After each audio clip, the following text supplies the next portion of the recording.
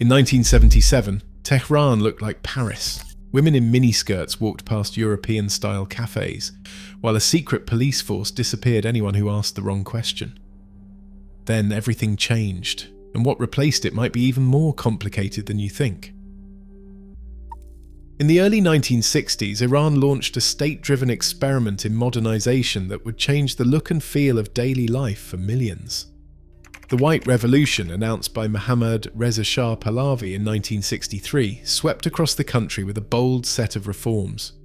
Land was taken from feudal landlords and redistributed to small farmers, aiming to break centuries-old patterns of rural poverty. Women gained the right to vote and run for parliament, an unprecedented move in the region at the time. Teams of young teachers and doctors known as the Literacy and Health Corps fanned out to remote villages, building schools and clinics where none had existed before. The results rippled through Iran's cities and countryside. Real gross domestic product growth averaged nearly 9% a year from 1963 to 1978, the highest in the developing world. Per capita income soared from around $215 to $1,720.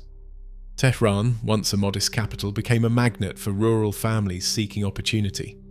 2.5 million people left their villages for the city, chasing jobs in new factories, construction projects, and government offices.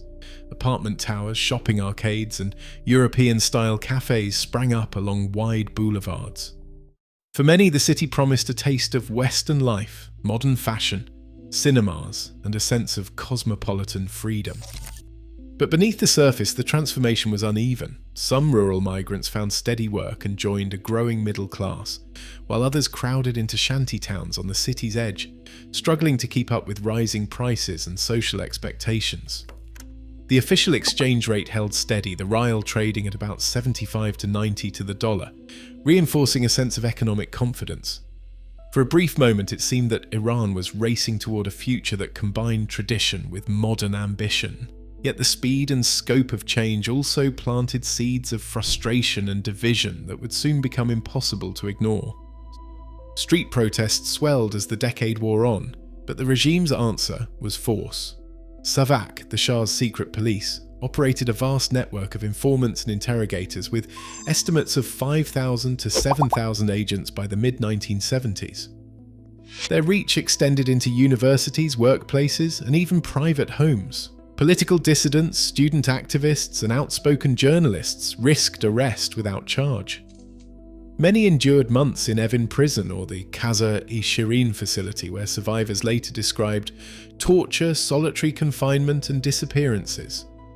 Human rights organizations recorded at least 1,800 political prisoners in the early 1970s, but independent estimates suggest as many as 50,000 people were detained during the Shah's rule, with 200 or more executed without trial. As economic pressures mounted, public anger intensified. On September 8, 1978, known as Black Friday, thousands gathered in Tehran's Jaleh Square to mourn protesters killed earlier that year. The army opened fire into the crowd. Official reports listed around 80 dead, while opposition sources claimed as many as 400. The massacre shattered any lingering hope for compromise. In the months that followed, strikes and demonstrations paralyzed the country, drawing in oil workers, teachers, and bazaar merchants. The monarchy, once seemingly invincible, lost its grip in a matter of weeks. By February 1979, the Shah had fled. Ayatollah Khomeini returned from exile to a jubilant crowd. In a national referendum that spring, the new Islamic Republic claimed approval from 98% of voters. Yet the cycle of repression had left deep scars, and the promise of a more just society would soon be tested by new forms of power.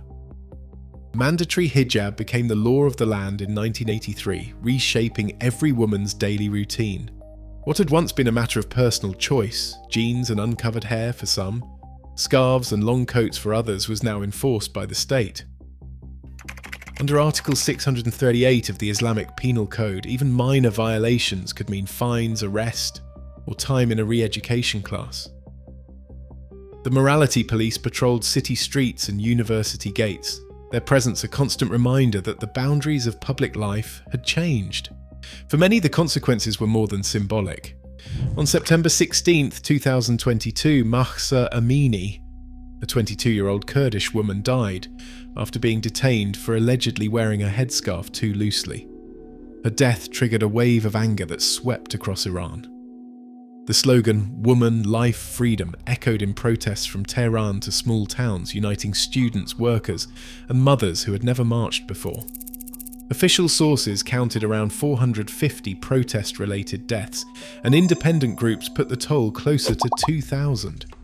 For families who lost daughters, the cost was measured not in statistics, but in empty chairs at the dinner table. Paradox. While legal restrictions multiplied, education became a new battleground. Female literacy soared from around 55% in 1978 to an estimated 85% by 2024. Women now make up nearly half of all university students, about 48%, outnumbering men in medicine and the humanities, though still steered away from engineering and military fields.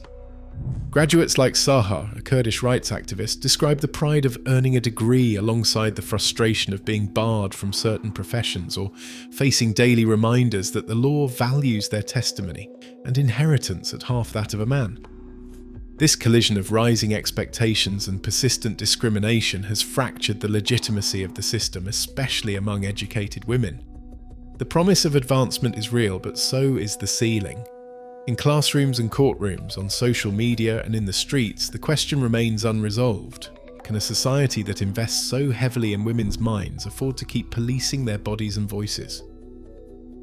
In November 2025, the Iranian rial traded at more than 1.1 million rials to the US dollar. Grocery prices changed by the week. A bag of rice or a carton of eggs could cost half a month's salary if they were available at all. Official inflation reached 470%, and the cost of basic foods climbed even faster. UNICEF and the World Health Organization reported that 20% of Iranian children under 5 showed signs of stunted growth, the result of chronic malnutrition. In Tehran's universities, graduates like Amir, a top student in mechanical engineering, searched for jobs that no longer existed. The promise of education, so heavily invested in over the past 4 decades, collided with the reality of a shrinking economy and mass unemployment. Behind these numbers, political power remained tightly guarded. The supreme leader, a single cleric, held final authority over the armed forces, the judiciary, state media, and the appointment of key officials. The Guardian Council, a body of 12, half appointed directly by the supreme leader and half by the judiciary, reviewed every law and candidate list. In the 2021 and 2024 parliamentary cycles, the council rejected about 60% of would-be candidates, eliminating most reformists and independents before ballots were printed. No legal mechanism allowed citizens or parliament to challenge the supreme leader's decisions. The Economist Intelligence Unit's Democracy Index scored Iran at 2.78 out of 10, placing it among the world's most authoritarian states. For many, the combination of hyperinflation and blocked political channels left little room for hope.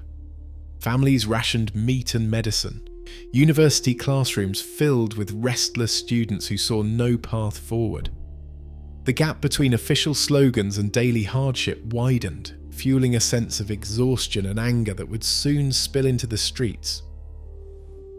On June 4, 2025, an Israeli airstrike on an IRGC missile site in the Persian Gulf set off the most intense regional war Iran had faced in decades. Over 12 days, Iran launched hundreds of missiles and drones toward Israeli military bases, while Israeli jets struck airfields and naval targets deep inside Iran. Official reports counted around 1,200 Iranian soldiers killed, though independent organizations put the toll closer to 2,500. Israeli casualties reached about 300. The fighting crippled key infrastructure and left military families mourning across both countries. In September, the United Nations Security Council invoked Resolution 2745, snapping back a full suite of sanctions. Iran's banks were blacklisted, oil exports banned, and arms embargoes reinstated.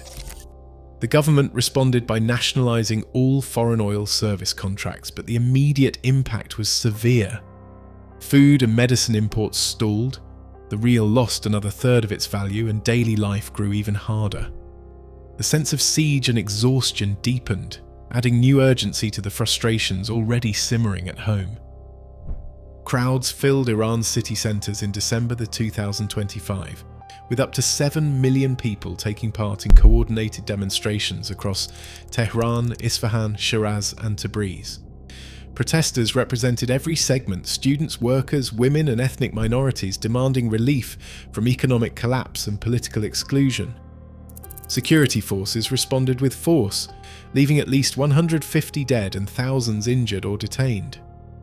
For 2 days, the government imposed a nationwide internet blackout, cutting off mobile networks and throttling broadband to near zero. Communication apps went silent, but videos and messages still found ways to reach the outside world.